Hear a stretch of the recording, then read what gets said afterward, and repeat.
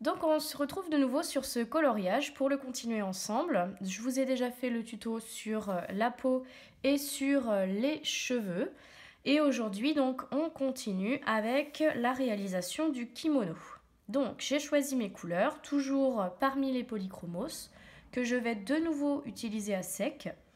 Voilà, donc j'ai pris le noir pour les ombres vraiment très foncées que je rajouterai avec parcimonie en fin de zone.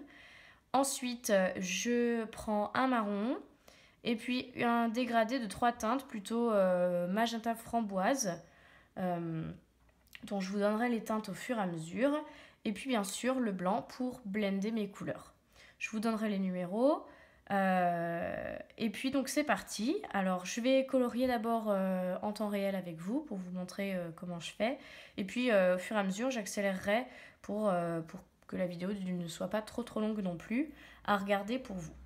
Donc je commence avec le marron qui est donc le Caput Mortuum Violet 263.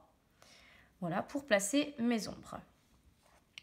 Donc je vais commencer par la poitrine. Alors je veux laisser les fleurs blanches pour l'instant puisque je vais les colorier aussi. Donc c'est pourquoi je vais devoir faire attention aux délimitations du dessin. Alors là les plis du tissu sont matérialisés, donc il va être un peu plus aisé de les colorier. Voilà. Donc toujours quand je colorie à sec, je vous rappelle que je n'appuie pas, puisqu'on a plusieurs couches qui vont se superposer. J'appuie un peu pour quand même intensifier les zones qui seront les plus foncées, mais pas trop, parce que je sais que je vais repasser plusieurs fois avec mes couleurs.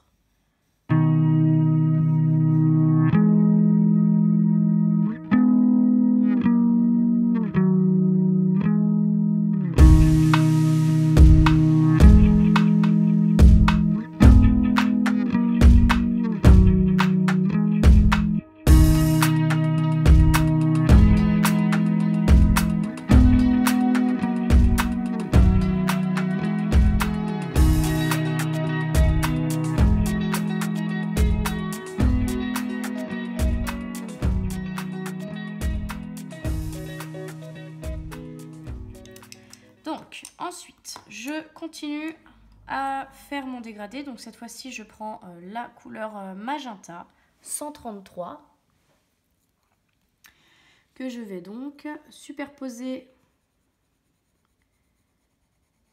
à mon marron pour continuer le dégradé, pour l'éclaircir un peu et pour l'étendre.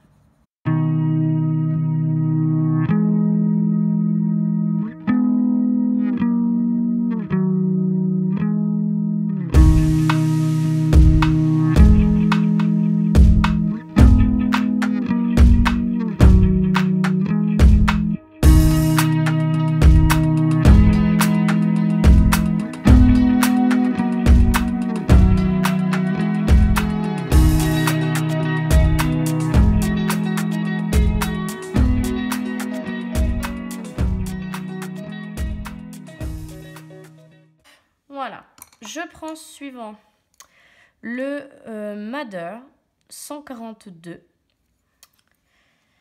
qui est légèrement plus rouge que celui que je viens d'utiliser, puisque je veux quand même que au final la dominante tire plus vers le rouge que vers le framboise comme elle est maintenant. Donc, hop. Je laisse volontairement ici. Hein. Je comblerai avec ma dernière couleur.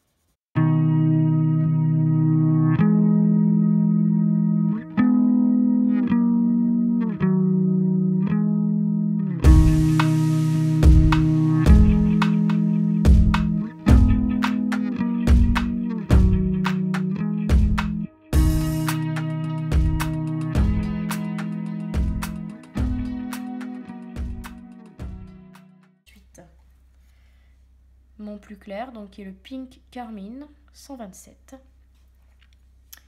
pour terminer. Alors je bien recouvrir très légèrement les dernières zones les plus claires. Alors pas partout, il y a des endroits où je vais... Ah, j'avais pas passé là. Je n'avais pas mis de couleur ici.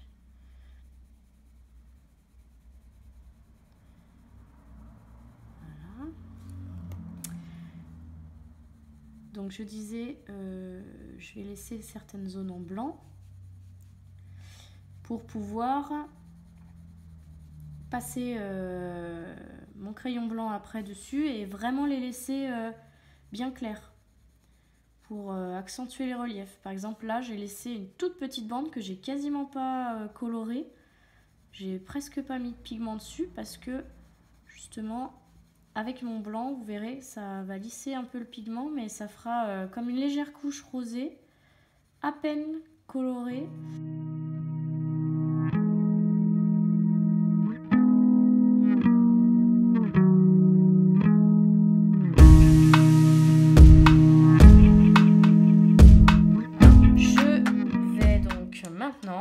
Blender tout ça pour supprimer encore plus les traits, les grains du papier, etc.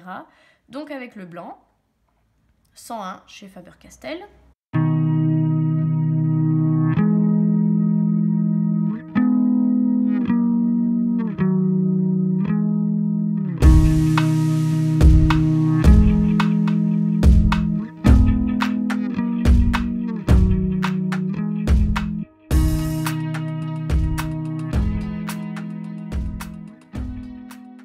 Donc je vais continuer comme ça, je vais le mettre en accéléré.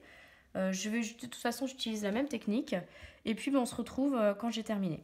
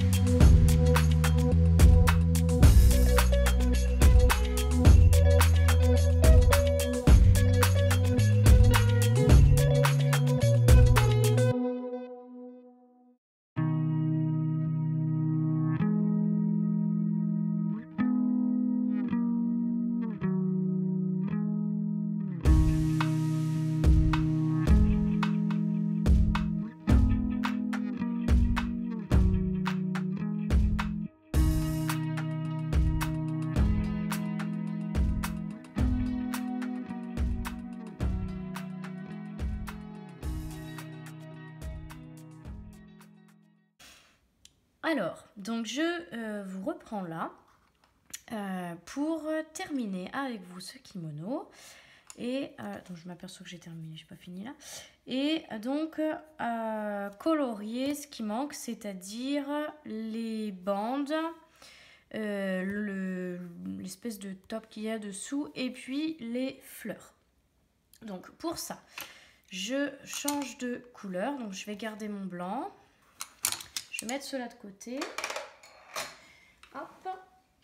Et puis donc je prends des nouvelles teintes pour réaliser mes fleurs. Donc des roses pour les pétales et du vert parce qu'il y a quelques feuilles. Et je pense que je vais réaliser les bandes aussi en vert pour casser un petit peu le côté trop rose. Donc je vais voir ça au fur et à mesure, mais je pense que ça va être comme ça. Donc on va commencer par les pétales de fleurs. Donc j'ai là 2 roses. Je vais quand même reprendre le magenta, donc le 133 que j'ai utilisé comme couleur foncée sur mon kimono pour les ombres les plus foncées des fleurs aussi. Ensuite, je prendrai le 123 fuchsia et en plus clair le 129 Pink Madder Lake. Voilà pour les pétales de fleurs. Donc on y va. Je vais commencer par là, je pense. Donc pareil, là je place mes ombres un petit peu comme ça me vient, hein, dans les creux. Là pour les fleurs, on va pas vraiment imaginer que ce sont des fleurs avec des ombres qu'on ferait sur des fleurs des fleurs normales entre guillemets, parce que là c'est un dessin sur le vêtement qui lui-même est un relief qui lui est propre. Donc c'est pas tout à fait pareil que si on avait des fleurs toutes seules. Alors je vais essayer d'en tenir compte un petit peu, mais c'est vrai que je vais aussi devoir rajouter les plis, puisque je vous disais tout à l'heure, il faut quand même respecter la courbure du vêtement. Donc c'est un petit peu compliqué, ce sera peut-être pas très très réaliste, mais je vais essayer de faire au mieux. Donc j'ajoute les ombres. Hop. Donc là on est sur le côté foncé, hein, donc c'est pour ça que je mets pas mal de magenta.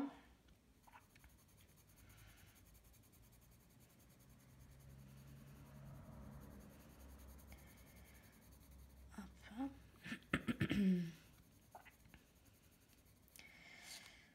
Voilà, ici on a quand même une ombre sur le pétale. On peut quand même imaginer que de base, sur le vêtement, il y ait du dégradé sur les fleurs, hein.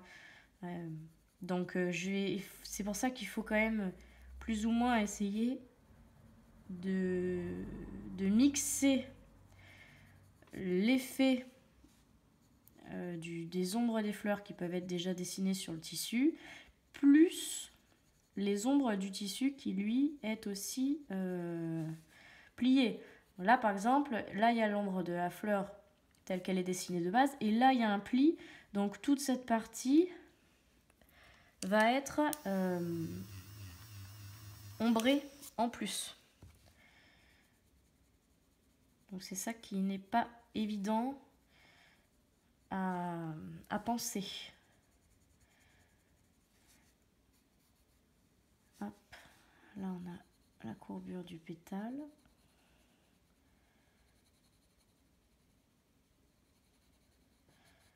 Le tissu qui fait un pli. Tac.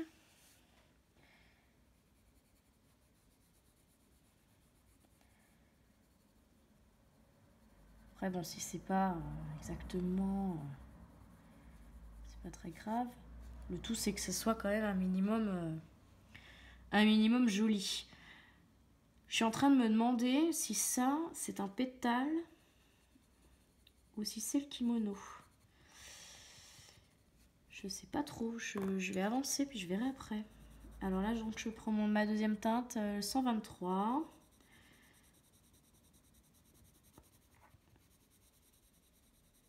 Alors au début, je voulais que ces pétales soient assez peu colorés et aillent vers le blanc. Donc là, c'est celui qui est très ombragé. Donc il va y avoir beaucoup de couleurs, mais après dans les autres, j'aimerais essayer de lui donner un côté beaucoup plus clair, presque pastel par rapport au reste du kimono. C'est pour ça que je vais très peu appuyer pour mettre très peu de couleurs. Surtout que j'ai ma troisième couleur et mon blanc toujours en finition. Voilà.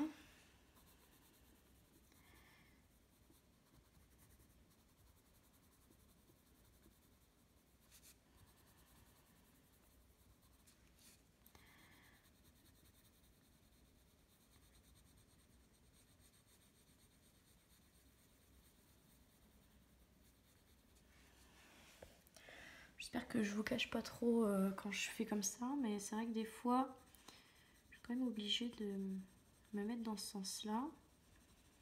Bon, ça dure pas très longtemps, hein, mais...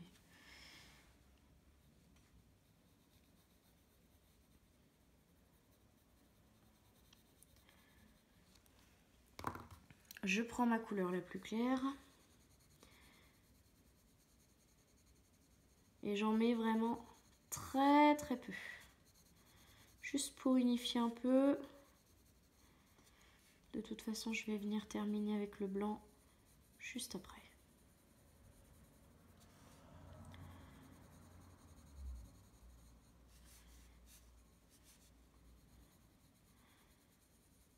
Je pense que c'est une partie de fleurs, ça.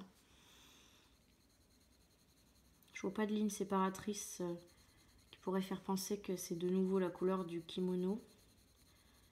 Ces fleurs sont quand même assez grandes, donc je pense que c'est la suite de la fleur. J'espère. On verra bien. Hop, là, donc je prends le blanc. Alors, vous voyez, la mine, elle a pris la couleur, je sais pas si vous voyez, de ce que j'ai blendé avant. Donc, pour l'essuyer, ben, je le frotte juste sur mes doigts et ça enlève le pigment qui reste sur la mine. Comme ça, je suis sûre de rien déposer de plus que le pigment que j'ai sur cette zone-là. Parce que c'est vrai que des fois, on ne pense pas. On vient de blender de cette façon une zone rose. Et puis après, on va estomper du vert. Donc, on va se retrouver avec du rose dans le vert. Donc, bien penser à essuyer la mine de son crayon blanc. C'est comme quand on utilise le blender. Pensez à le nettoyer comme quand on utilise un coton-tige pour l'essence, le changer quand on change de couleur. C'est un petit détail, mais le problème c'est qu'après, si on n'y pense pas, l'accident est vite arrivé.